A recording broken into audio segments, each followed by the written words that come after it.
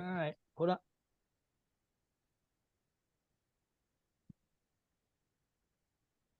Here. Good evening, everybody. On behalf of the Iowa Girls High School Athletic Union, Gary Ross, and the IRC with Jim Albertson and Michael Luke, I'm Todd Tharp, Assistant Director with the Iowa High School Athletic Association. We'd like to welcome you to our first ever soccer midseason coaches and officials collaboration webinar.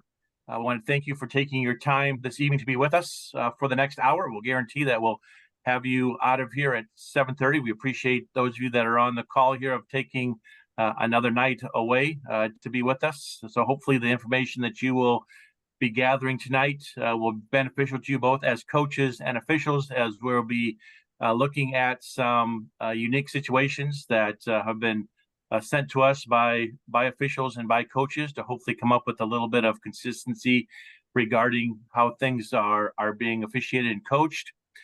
You are all muted, so you are not able to provide any type of verbal feedback to us.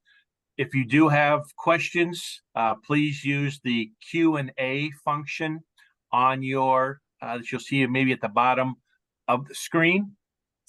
We will make attempts if we can throughout the time that we're here to try and answer those questions. If we feel that they are fairly simple, if there's something that may be a little more on the logistic part, we do not, since we're boys and girls, we want to make sure that we provide a consistent answer. So it might take us to do a little collaboration after the meeting to make those discussions. So if we do need to do so, we will let you know that. With that, I will turn things over to Mike Luke from the Iowa Referee Council, who will lead us through. Michael, have I forgotten anything regarding any housekeeping items before we get going here? No, not really. I would just like to push out, though, that we would like this meeting to be driven by you, coaches/referees. So I know he says if you have questions about what we're talking about, we have stuff that we can talk about. But if you have questions or inconsistency in refereeing or inconsistency in situations that we may or may not be aware of, please put that in the Q&A, because that's what we want this to be. We want this to be an open forum for us to hopefully come to closer consistency. I'm speaking from the referee lens on that. Our goal always is to become more consistent. So as you're reading the agenda and the goals, that is our main goal. So I am here with the IRC and the Boys Association. Gary Ross is on the call on the Girls Union. Jim Albertson is the girls postseason assigner and rules analysis, I guess. And myself, and then Todd Tharp, who already introduced himself. So we asked referees to give us a post-game report. It's quick, but we need to kind of get a feel of what's happening in the game. So we've have about 900 reports in that Jim and I read. These are the top 5 trending trends in the ref reports that we will bring up tonight, unless we have Q&As that takes us in a different direction. With the new emphasis on DOGSO and SPA, we'll look at a few videos, coaches decorum, celebration, shin guards, printed rosters. So I don't see anything in the Q&A yet, so I'm going to go ahead and proceed. Okay, at this point, I'm going to encourage you, though, to ask any questions to Jim, Gary, or Todd.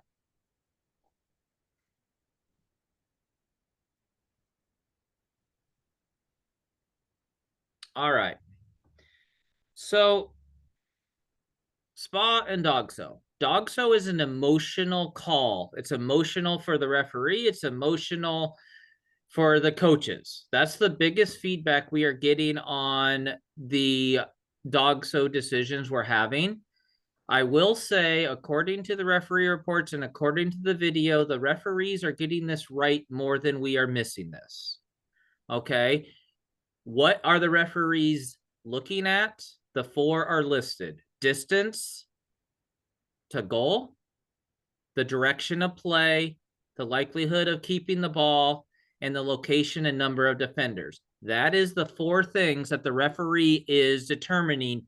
Is this DOGSO or should this be downgraded to stopping a promising attack? So with those in mind, we have a couple videos here. I hope it's not too choppy, but in this particular case, let me mute. Okay.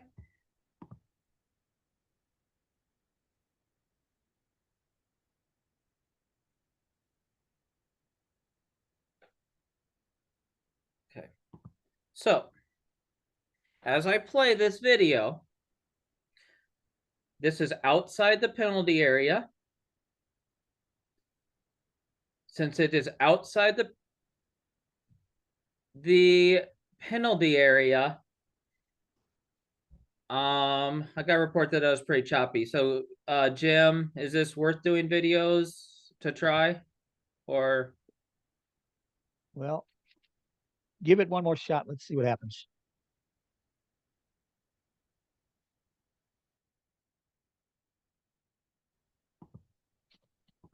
Yeah, it doesn't follow through and show the actual impact onto the actual dog. So popped all the way through and then the players on the ground.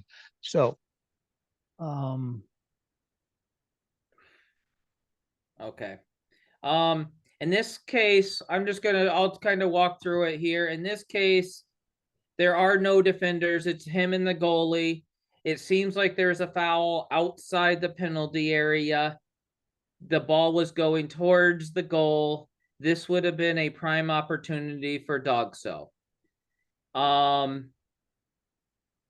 Referees, I guess I ask you for us to try to, when you're going through the 4 criteria, instead of saying, can I find DOGSO, can you find a reason to say this is not DOGSO?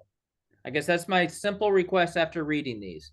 When you're going through the four criteria, ask yourself, do any of these not hold? In this particular case, I do believe DOGSO, the 4 criteria was met. So I'm going to try to move on to the next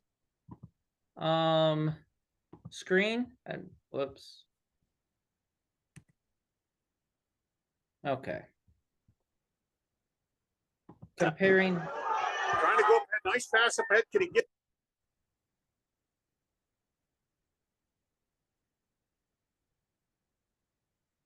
still too choppy, Mike. All right. Okay. Let's okay.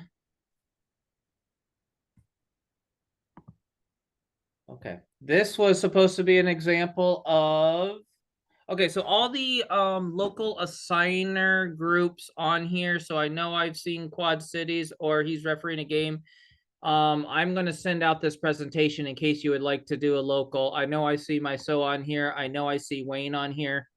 I would like to go ahead and share these with you directly. It's not going to help today's. Can't you unsee the chat, but you reshare your screen to be sure to select optimize for video. Jason, are you reading the Q&A? Is that something I have to do?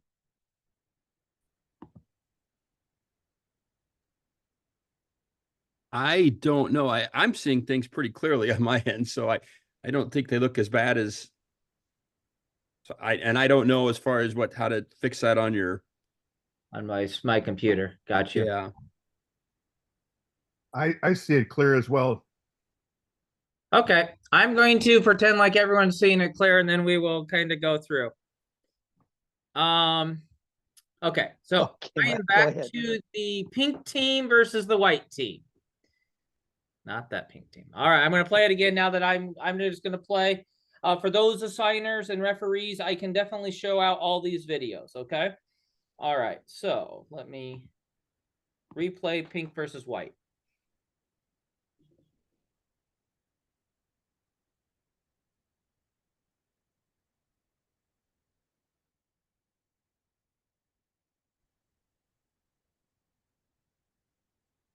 Okay, so Michael asked in the Q&A, he says, what do I have? I do not have Dogso here.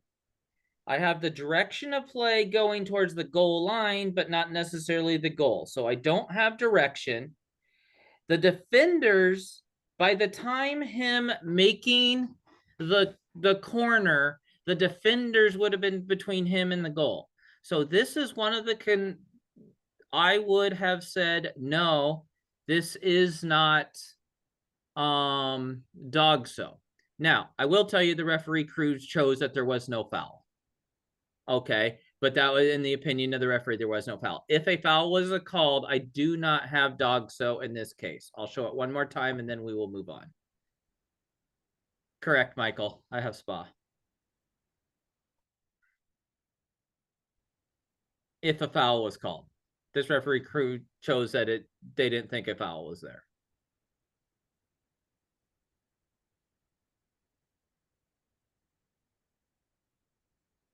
Okay.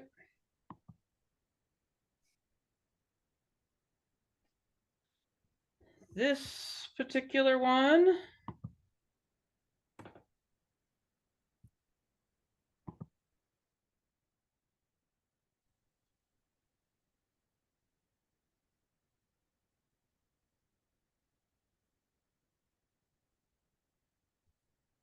Okay.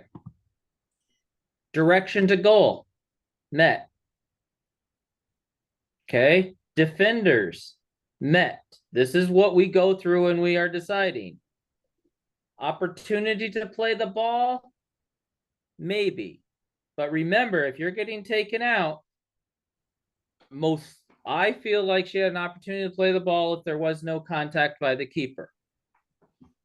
Okay. So I do have Dogso in this case. Referees.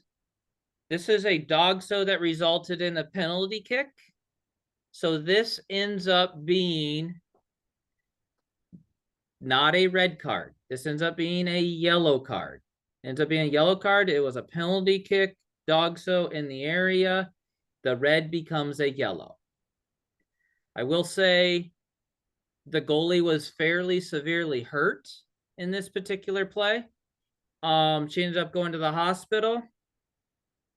The referee could have managed the yellow card a little bit different. He waited till the goalie got up and he showed it to her, which is exactly what we're taught to do.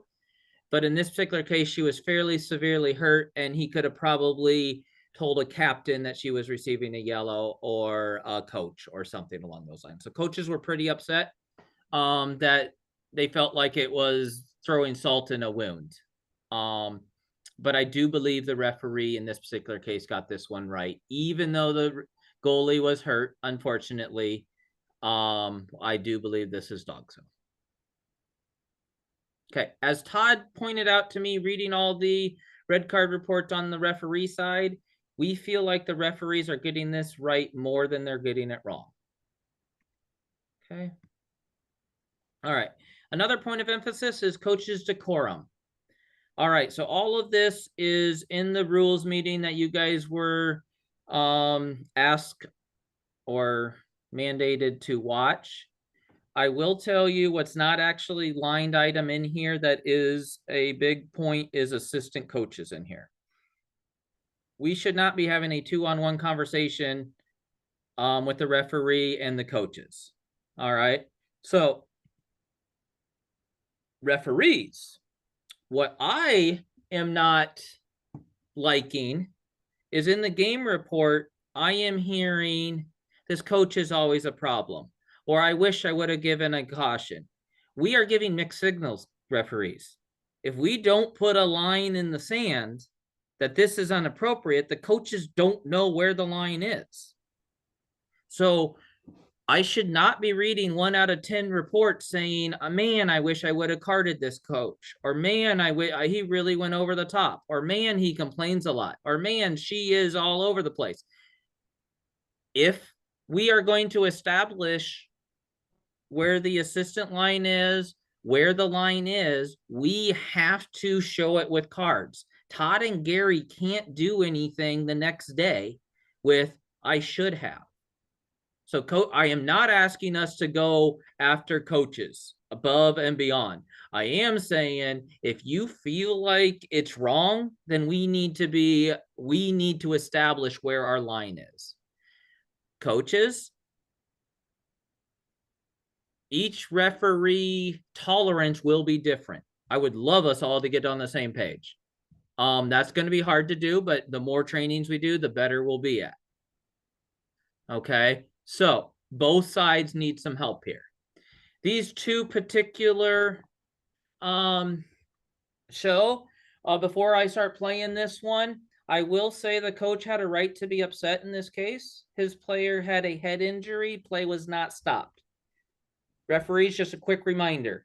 If you see or you think there is a possible head injury, we stop immediately. I don't care. This is high school. This is youth soccer / high school. We do not let play go if we think it's a head injury. Okay. So then this is what ensued. Volume. I know. Gotcha.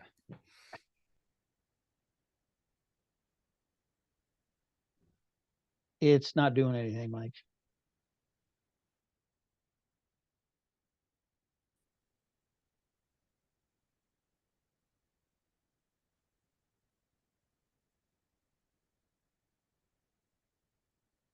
Okay.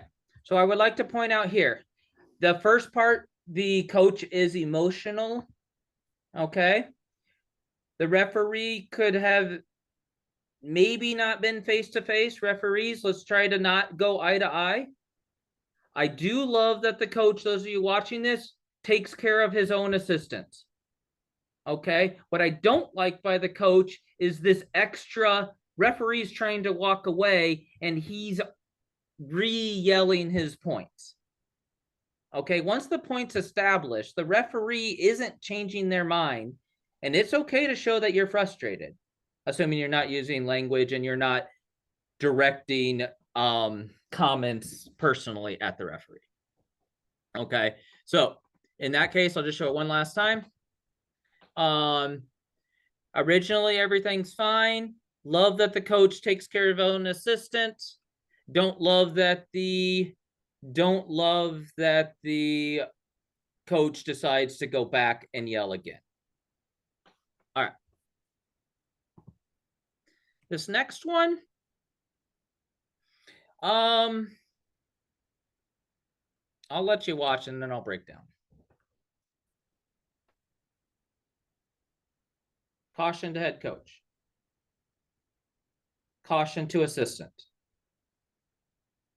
Red card to assistant. Athletic director standing there.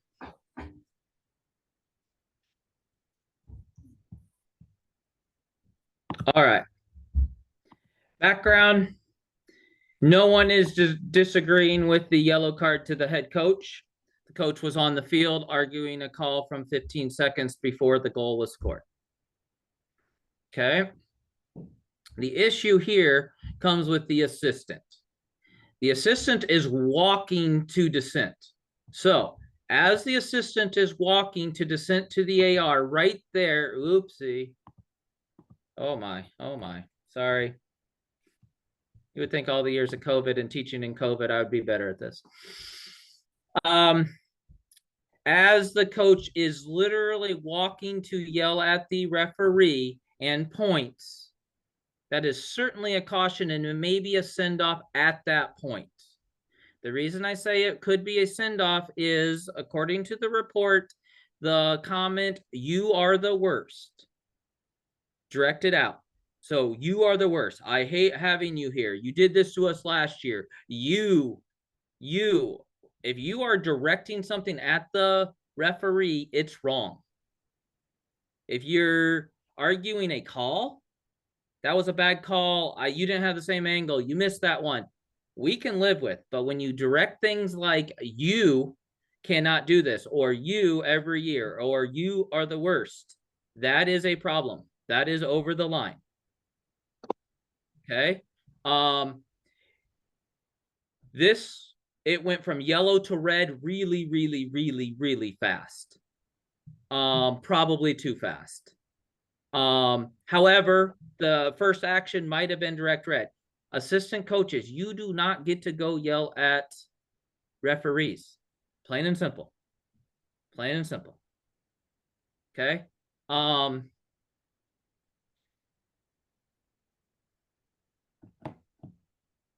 Those are the only two videos I pulled. So as I leave coaches' decorum, coaches, when you're doing it in a respectful manner, we're trying to get across to the referees that we accept that kind of thing, and we hopefully are listening and hopefully can change. Okay. Assistants, should not be involved. Head coaches, you are in charge of your bench according to the rule book. Okay, there's a couple things that came on question. I need to take a chance to read that.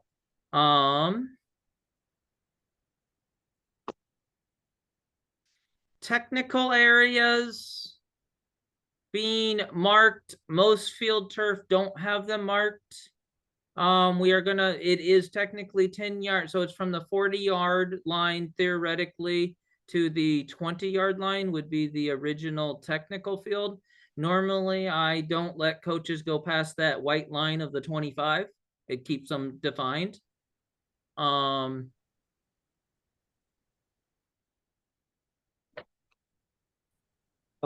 thing that you have Michael, to I think that- understand, when you go to most of these turf fields, there will not be markings for the technical area because they're set up basically as an all-purpose field. So they put the minimum requirements in, and that is it. Smart procedure would be for you as coaches, as well as the referees. You all have cones. Just put the cones out and say, all right, this is as far as you can go to the left, and this is as far as you can go to the right, understanding that the benches may be a little closer than they should be because they're not putting them on the tracks. So at least then you can establish what the technical area boundaries are for both of you. And that stops all the, what we would call, well, you know, if I don't see it, I'll take advantage of it. And then you're saying get back into an area that it really isn't clearly defined. Todd? Yeah, that was a great point. That's exactly what I was going to say, Jim. I mean, you know, as part of your walk around the field when you're checking the nets, you know, coaches and officials, you know, this should be part of that pregame that you have, is to make sure that you have that designated area. So thank you, Jim, for emphasizing that. Absolutely. To answer Michael's question, 2 cautions for a coach is a send-off.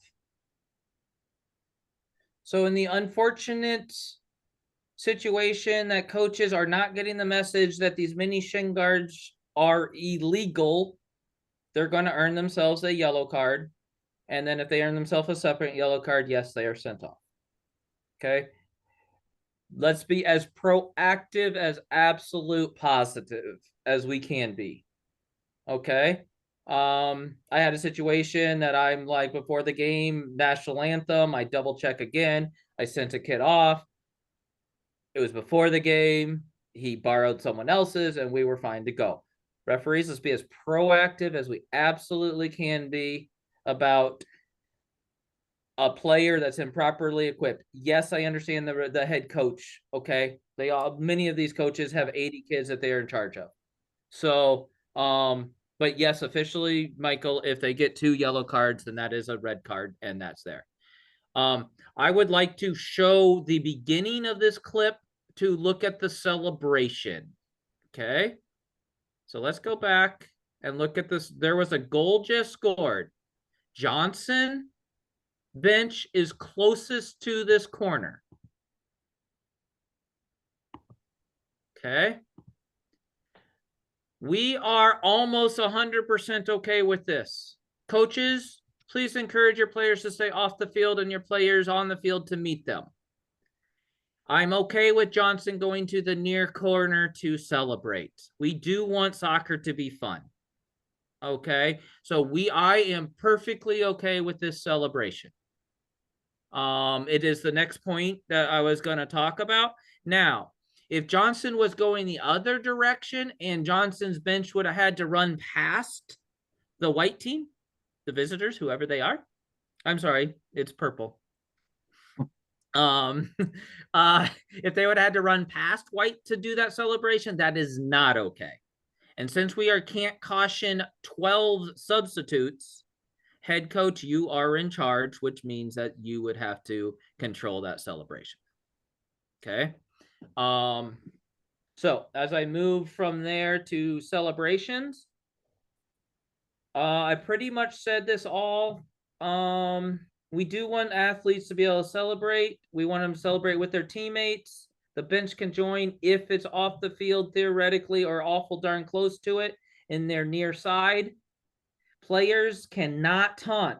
That's a red card. They cannot show unsporting behavior. That's still a yellow card. If it's done at an opponent, referees deal with it. Just the same as always, we can't have shirts being taken off or messaging underneath the shirts. What was new this year was non-rostered and non-dress players joining. We don't want anyone that's not rostered joining. Now, coaches, you can't control everything. We're well aware of this.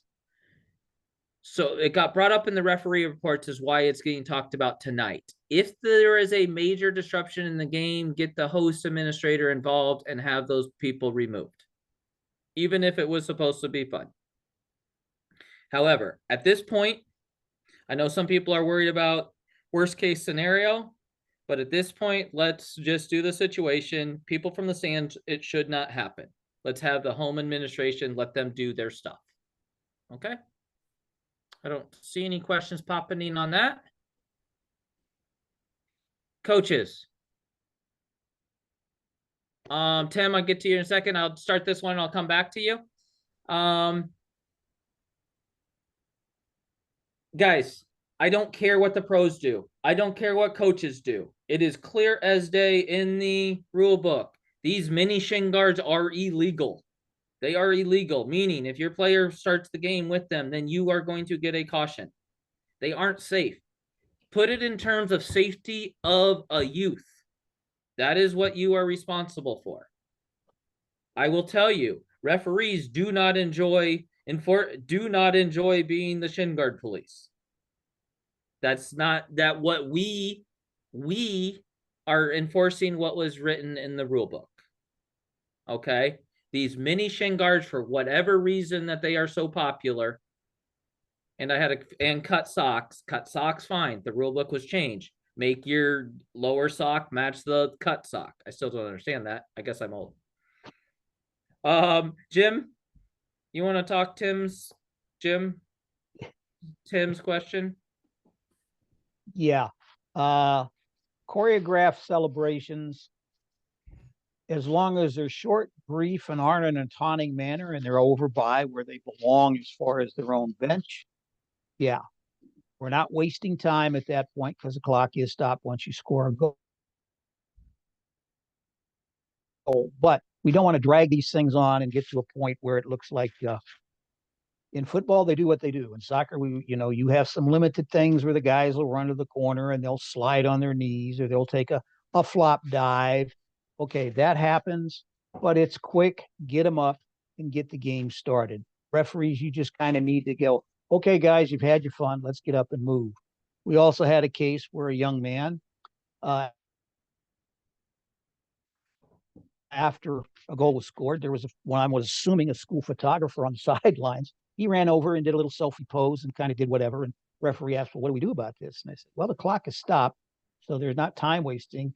And if he came right back and got ready to restart the match, fine.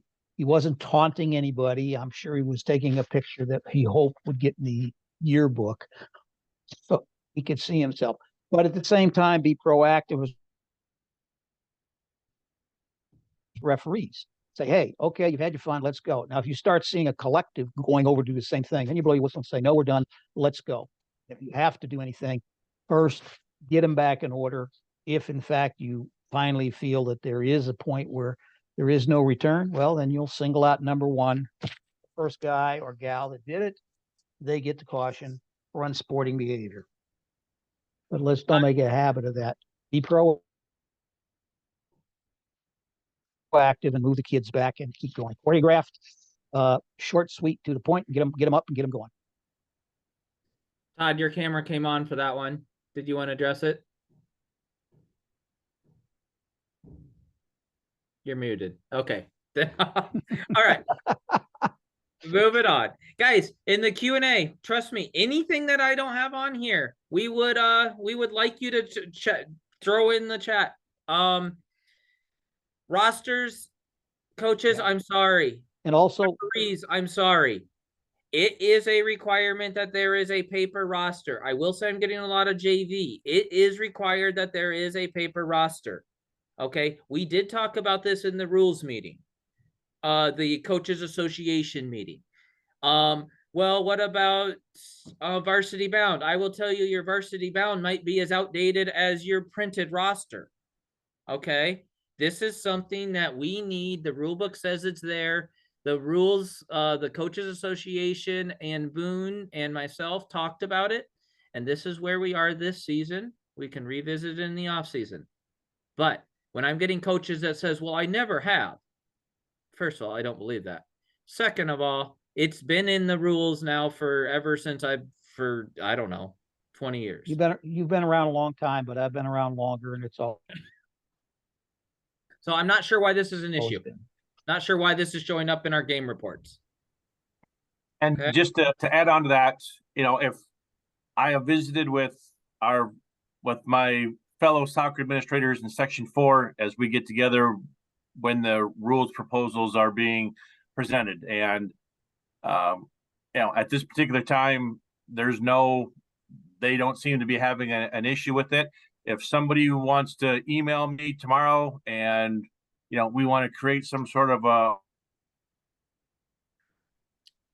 proposal, or you just want it deleted, let me know, and I can write a rule proposal for this to be deleted if there's another option of how we want to handle this. But again, it is for administrative purposes of why we have the roster there. It helps our officials out so that they can, unfortunately, if they have to write a report or they have to do an ejection report, that they have that information there to do it. That way they don't have to come over to you and say, Michael, I just red carded number 10. He's out for the game. What's his name? I mean, that's not probably, how we want to handle it. But again, he has that information. She has that information, but it is a rule to have that roster. Again, in other sports, as I stated, there are requirements in basketball. We have a score sheet that has to have the everybody that's going to be playing in the game. I mean, and it has to have our 5 starters have to be put in 10 minutes before game time. In baseball, we have a baseball lineup card that has to be submitted at the meeting between the coaches and the umpires with the batting order, with the positions they're in. So it's not, particularly that soccer is being pointed out more than any other sports that we have. Again, I'm not even sure about other sports that other states have that we don't. I don't know what ice hockey is involved with that, or lacrosse, or what other states do have. So, just make some extra copies of it. And, if you've got somebody that's coming from a JV game, they can be added to that roster. So just have some in your briefcase, have some in your file, and print off 20 copies and be ready to give them to the officials on your next game. Okay, so those were the top 5 in the first 4 weeks of trending things that the referees reported. A few coaches are reaching out. I will tell you, Jim and I are more than happy to watch video and give our opinion, and get the unions involved if needed, or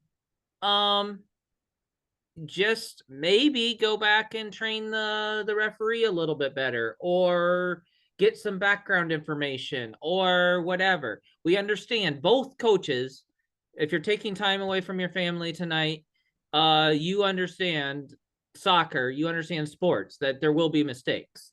But sometimes there might be a case where we want to look farther. Todd would like to answer the question in the Q&A. Please go ahead and fill up the Q&A, because I do have more videos, but I am willing to call it if you guys are willing to take over the meeting. But Todd, go ahead. You're muted. Again, I think this is similar to what, Jim talked about before. A choreographed situation here, where they all jump together. We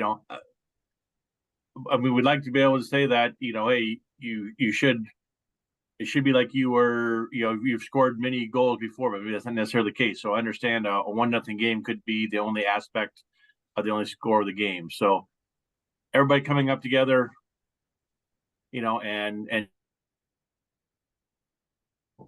jumping together again, as long as it is done, if it's done out in the middle of the field, I don't want to see it done in front of the opposing team's bench. If that's the goal it's scored on, to come over close to the team to do it. If it's done out in the middle of the field, get it done quickly and go on with the game. I mean, there's always this little bit of a delay that happens between when a goal is scored and when we kick off. Make it quick. We don't want to be the fun police. We want to be able to celebrate, but get it done quickly, coaches, and get them going. Okay. Also, I would like to interject where Mike had left off regarding the case where some referees are not getting calls right, or in some cases calling events and subjects that are not within the purview of the rule book. Referees, unfortunately, are not applying this year the basic simple rules that should be done. And so we're doing a lot of follow-up training and education with them, and we appreciate you bringing these comments to our attention. I'll give you one example of we had a young person who had gotten a caution in the last 5 minutes of the second overtime, and as such, that individual is not eligible, if in fact you go to penalty kicks, to participate in that. We don't have that in writing, but we express this to the referees every time we have our training. Unfortunately, when the question was raised, the referee allowed the individual to come in and became the first kicker and scored a goal. So that does create some additional problems where, had he followed protocol, that would not have occurred, and that would not have led to some other issues within the match. Anytime you have these kind of situations that you feel is a violation of the rules as they're written, and not all them technical glitches that the referee applies when he shouldn't, we need to know, so at least we can get back, correct them, let the ref or the referee group know you're not doing what you're learning. You're applying the wrong training and education to the applications on the field. So, but we appreciate the feedback. We do get it. We do write it up. We try to respond to that particular question that you issue. What I do is I type it up. I quote chapter and verse with out of the law book. And then at that point, send it to Gary. If Todd asks for the same thing, I'll send it to Todd. And then we will issue that back to you as the administrator or coach. Say, yes, there was a technical violation, and as such, here's what it is. And we will get a hold of the referee and the assigners and talk to them in the regional areas.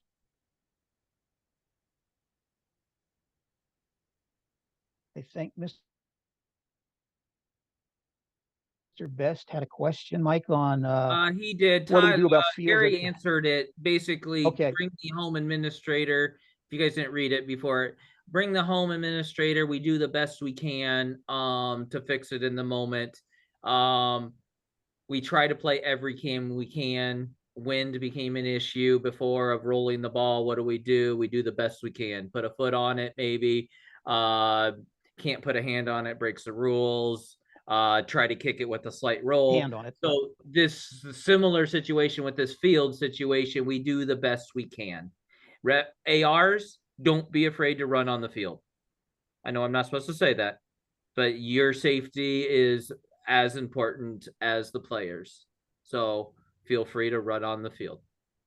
All right. question. Shin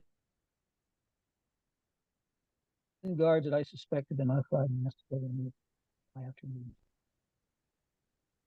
It's illegal equipment, therefore you don't have to wait. You just tell them to do what they're supposed to do, send them off, and when they're ready, they can come back on and the coach can substitute them.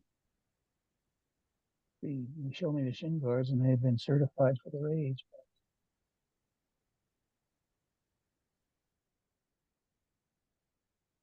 Aaron, I don't know if I have a live answer for that.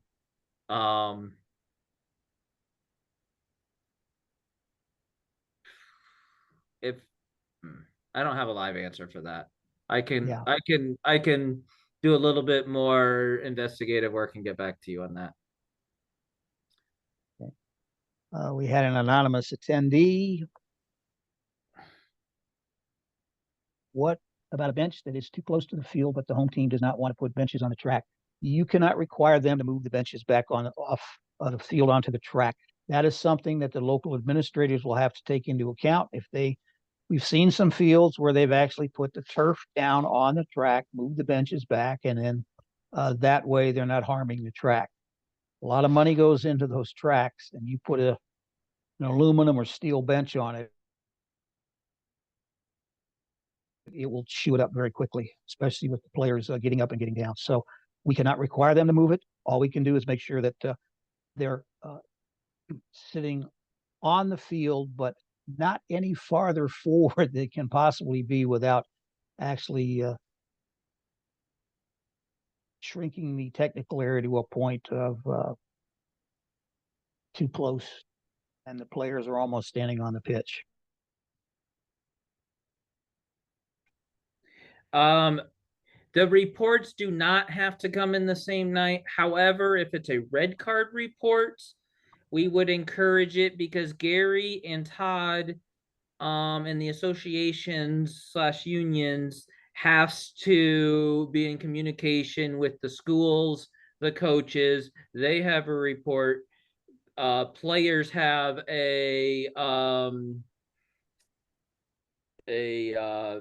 what do I call it? Basically a webinar that they need to attend. So all that needs to happen as soon as they can. Right. Okay. As in the referee reports for Jim and I, to be honest, Jim and I read them about every 2 days. So that I'm not reading them after you guys get home at 11 o'clock at night. I may or may not, depending on work schedule, read them the next day, but I will get to them within 48 hours. So no, our reports don't have to be in right away. I see Todd popped on. Red card reports, we would like them as soon as possible, but Todd maybe changed my answer on that. Nope. I want to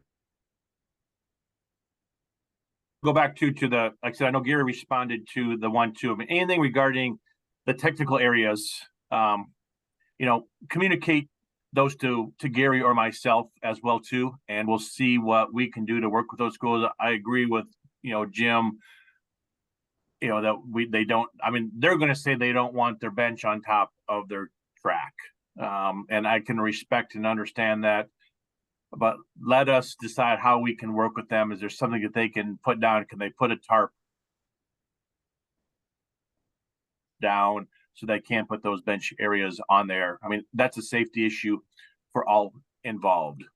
And so if we don't, communicate with us, share with us, because if we don't know, we can't help you out and do anything. Maybe the ADs haven't even thought about it, or it hasn't even been discussed. Never even thought about it. So we can help them out from that standpoint.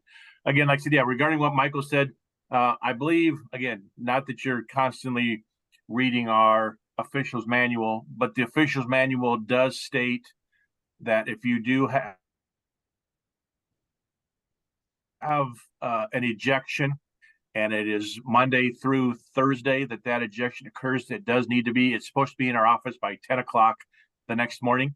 If you have an ejection on Friday or Saturday, it is supposed to be in our office by 10 o'clock on that Monday morning. So again, as Michael said, is very important for us, particularly red card situations, particularly with the policy that the boys have regarding the amount of red cards before they are eliminated from the postseason. So again, those are communications that I need to have on a daily basis. If some school gets 2, I need to communicate with them, if they have 3 as well too. So the quicker that those can get sent out, and again, sometimes it is better to maybe wait till the next morning. You've had enough time to, maybe cool down a little bit before you write something in there that might be a little more emotional instead of factual for the most part. And also too, I don't need you to, if a player or coach told you to F off, I don't need you to spell the word out for me.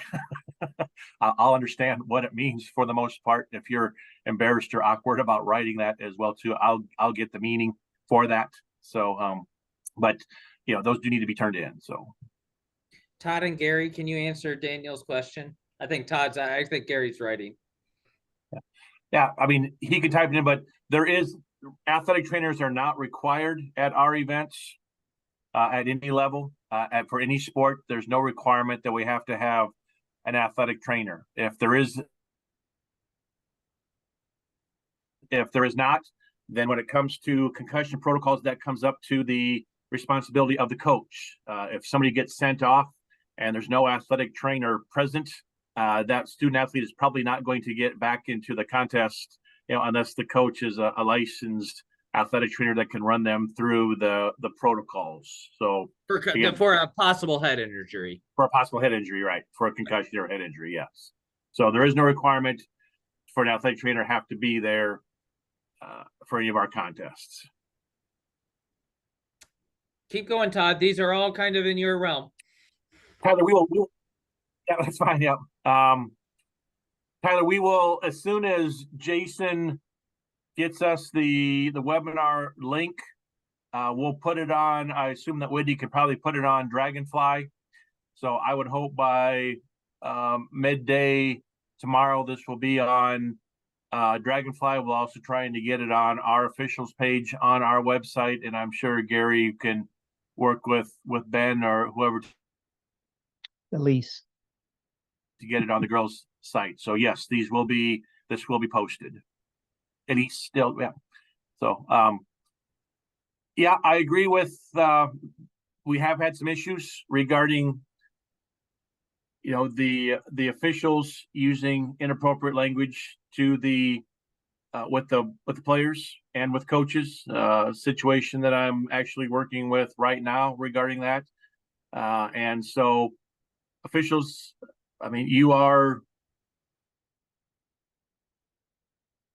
don't take yourself down to that level. I guess that's about the best way I could say it is you need to stay above the fray. We talk about in our office, we talk about staying above the line and below the line. So no matter how difficult and frustrating it might be to have somebody, look at you or a coach or a player and maybe drop profanity at you, or a situation to where, unfortunately, maybe you are walking off the field and you're being escorted by administration and you still have somebody tell you were the worst blankety blank official, whatever, they might open the door, but don't walk through it. And so I've got a situation now to where we're looking at some sanctions. The parent has been sanctioned for initiating some profanity. And now there's the potential of the official who walked through the door and used profanity back at the parent, possibly them being it's very strong possibility that they will be sanctioned as well. So we're not above the law here for the most part. So I hope that kind of answers that. Again, sometimes it comes down to a he said, she said aspect of things, which is difficult. No, I didn't. Yeah, you did. No, I didn't. Yeah, you did. Sometimes those situations are difficult, but we'll try and do the best to investigate to see what we can do. So I hope that helps. And Todd, I would like to just interject that anytime that you have this occurring or you Yes, please actually do. hear it, please write it up and send us a report.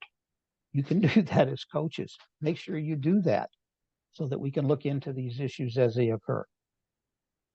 if we don't know about them, we can't do anything about them. You know, and I'm one gonna thing put our that phone numbers and emails here. I will tell you I won't answer the phone, but I'll certainly read text message. I'm gonna put them on the screen. Coaches, especially referees, you should probably already have this information, but I'm not sure coaches do. Coaches, you can reach out to us also. Sorry, Todd, I interrupted you. No, you are fine. Like I said, that's great information. I know that many of our coaches, have my cell phone number, for throughout the years. We are kind of 24/7. We may not necessarily answer it right away, but if we don't know about a situation, we can't help out. And one thing that is frustrating, I think, for all of us is when we get something from a coach, or vice versa from an official, and it's like, well, this is the third or fourth time that I've been to this contest, and this official and this coaches or these players are this way. I'm like, why am I hearing about it after the third or fourth time? If I can hear about it the first time, then maybe I can resolve that issue a lot quicker, so that you don't have to hear about it the second or the third time with things. So, that's what we are here for. I exist, Gary exists because of our member schools, because of our officials. We're here to, you have enough things that happen during a match, during anything is concerned. We don't need to go looking for things to happen. So let's be proactive the best that we can with them. And again, that starts with the pregame. When you get there, whether it's ideally, yes, we'd love you to be there 30 minutes before game time, but make that walk and have that conversation with the coaches. It doesn't need to be in the middle of the field. Have it as quickly as you can before it gets too close to game time. Have that real quick talk with them. Tell them what your expectations are. If you are an official that you're not going to permit any profanity at all, even if it's under their breath and you hear it and it's only the two of you that hear it, then you need to let the coaches know so that they can go back and tell their players that, hey, Todd Tharp's the center tonight, and he says no profanity. So zip it. And so that they know what's going, no, they have to know we can't move the playing field in the middle of the game if they don't know what the playing field is. So officials, that's, big for you. So during that pregame, have that talk with them. Have that talk with your ball handlers, what their responsibilities are, and talk to them about what your expectations are of them. So the first time you're talking to them is not, in an intense situation. Visit with them so that they know what's going. Make sure that they've got pennies on, that they are different than anybody else, that you can easily find them and they can easily be sought out. Those are all parts of things, officials that are going to help you out, and are going to help regarding whatever we can solve before the game starts is going to help us out tremendously. So I know we're like about 7:25 here for the most part. I don't know, Michael, Jim, Gary, any concluding comments here? I know we want to respect their time and say we have them off. We've covered what Mike had listed, so. I appreciate it. I appreciate this opportunity. I think this has the opportunity to grow every year. So again, if there's, please feel free to tonight after your hour here, if you have any comments, feedback, any recommendations. Like I said, it's not our plan to have another one of these, but if there's something else that comes up, or this was a waste of time, or this was great, or this helped us out, or this is more clarification. Again, we don't know if this was good or bad until we hear from you. We definitely don't need just a bunch of people emailing us saying great job, but that would be great. But if it's more along the lines of this was confusing, or I don't understand this, so then again, if there's something that Gary and I need to send out together, we can clarify that. We'll go back to that question that we weren't able to answer with Aaron a little bit, and we'll talk about that to see if we can get you a better answer regarding that issue is concerned. So with that, thank you all very much. We appreciate you taking time here. Want to respect your time. Best of luck to you. I know it's been we've had a roller coaster as we normally do in the springtime regarding weather is concerned, but keep going at it. Thank you all very much for your time, and best of luck to you and the rest of your matches. So thank you all, and have a great night. Yes, good night. Thank you again. Thank you. Good night.